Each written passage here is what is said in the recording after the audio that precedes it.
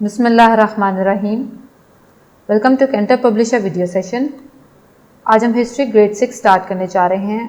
अपने इसके लेसन्स को पढ़ने के लिए आपके पास कैम्ब्रिज स्कॉलर सीरीज़ की आपकी टेक्स्ट बुक, आपका समर पैक और आपका रिसोर्स पैक होना चाहिए।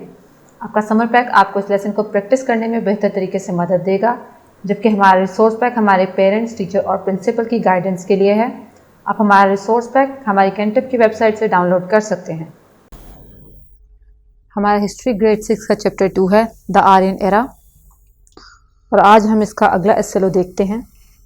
हमारा आज का एसएलओ है describe their arrival in India from time to time and its impact on the local civilisation. हम आपने आज के इस एसएलओ में डिस्कस करेंगे कि आर्यंस किस तरह वक्त गुजरने के साथ साथ हिंदुस्तान में आते गए और यहाँ पे रहते गए, और उनका यहाँ की लोकल सिविलाइजेशन जो कि इंडस वैली सिविलाइजेशन थी उस पर उसके क्या असरात मुरतब हुए।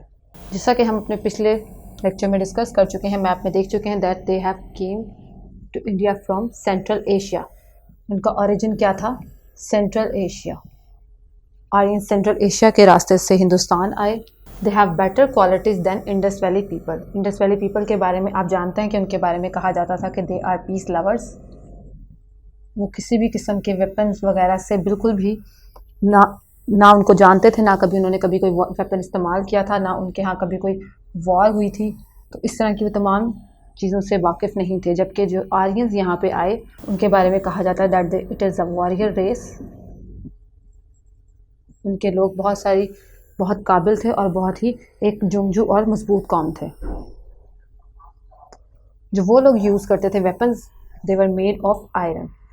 इंडस वैली में जो छोटे मोटे वेपन इस्तेमाल होते थे शिकार वगैरह के लिए, वो भी कांसी के या ब्रॉन्ज के आप कह सकते हैं या कॉपर के बने होते थे। जबकि आर्यंस जो अपने साथ वेपन्स लेके आए वो आयरन के बने हुए थे, which prove that they are a warrior race. With their increase in population they attacked from eastern side and capture some parts of northern India.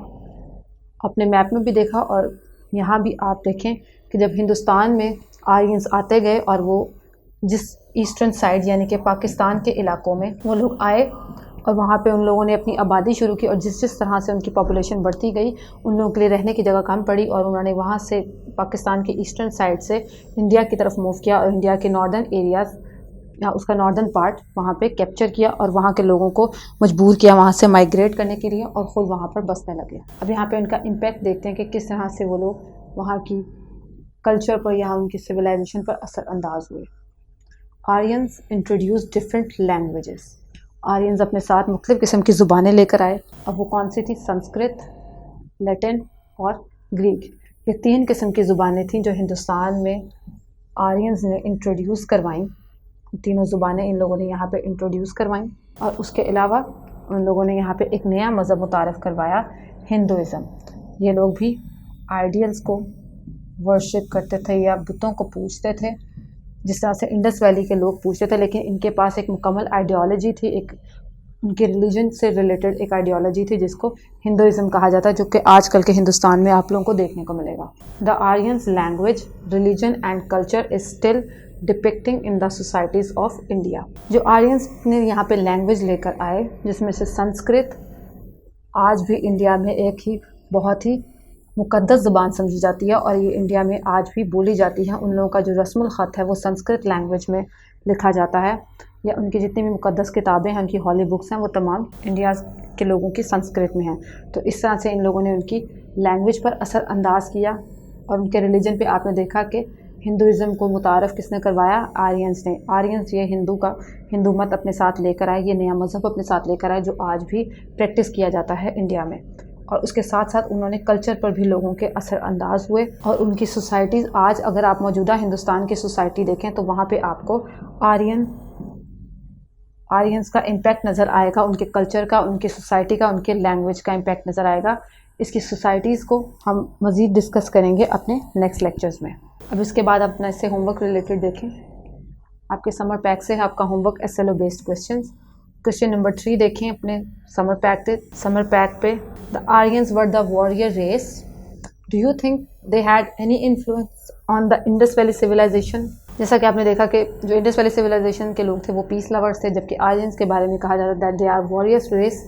सो आपको क्या लगता है कि उनका कोई इम्पैक्ट हुआ होगा या उन्होंने किसी तरह से इंडस वैली सिविलाइजेशन को इन्फ्लुएंस किया या नहीं? इफ़ येस देन हाउ, अगर हाँ तो फिर किस तरह से ये आपने बताना है। इसके बाद अपनी टेक्स्ट बुक से आप MCQs देखें।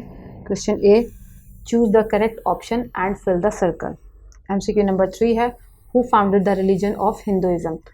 हिंदू रिलीजन किसने मुतारफ़ करवाया या कौन अपने साथ ही एक नया मज़हब लेकर आए? आर्यंस, तातार्स, हंस और द्रविडियंस। MCQ नंबर 15 है, when did the Aryans invade India. Aryans Hindustan में कब आए? 2000 BC, 1500 BC, 3000 BC और 3500 BC। इसके बाद ही आप अपना क्वेश्चन नंबर बी देखें अपनी टेक्स्ट बुक से, brief answer to the following question. यहाँ पे क्वेश्चन नंबर 6 है, who brought the Sanskrit language in India.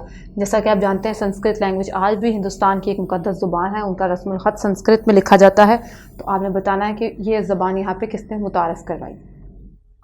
Thank you so much for now. अल्लाह हाफिज़।